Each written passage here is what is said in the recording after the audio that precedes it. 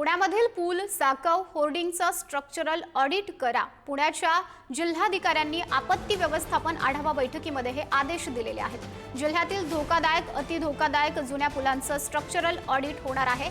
इंद्रायणी नदीवरील पूल दुर्घटनेनंतर पुण्याच्या जिल्हाधिकाऱ्यांनी हे आदेश दिलेत।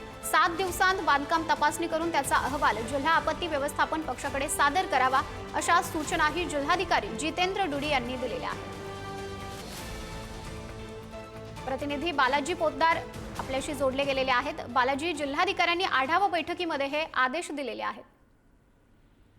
नक्कीच माधुरी, जिल्हाधिकाऱ्यांनी आपत्ती व्यवस्थापन समितीची बैठक बोलवली होती आणि या बैठकीमध्ये इंद्रायणीतील कुंडमळ्यावर ज्या दुर्घटना झाल्या त्यानंतर जिल्ह्यातील सगळे दगडी पूल असतील, लोखंडी पूल आणि साकव पूल, जे छोटे छोटे ब्रिज आहेत अनेक गावांना जोडतात, त्या सर्वांचं स्ट्रक्चरल ऑडिट करण्याच्या सूचना दिलेल्या आहेत आणि त्याचा अहवाल जो आहे तो जिल्हा आपत्ती व्यवस्थापनाला सादर करण्याचं सांगण्यात आलेलं आहे। 7 दिवसाच्या आत हा सगळा अहवाल जो आहे तो जिल्हाधिकाऱ्यांना सादर करायचा आहे। त्यामुळे ज्यानंतर काही दुर्घटना घडली तर आपत्ती व्यवस्थापनालाही त्याचे गंभीरता लक्षात यावी, पूल कशा पद्धतीने होता आणि कशी मदत करता येईल या सगळ्यामध्ये मदत होईल आणि पुलाचं सुद्धा स्ट्रक्चरल ऑडिट झाल्याने नेमकी स्थिती काय हे कळून येईल, यासाठी या सगळ्या सूचना ज्या आहेत ते काल जिल्हाधिकाऱ्यांनी दिल्याचं पाहायला मिळतंय। माधुरी, धन्यवाद बालाजी, आपण दिलेल्या या माहितीसाठी।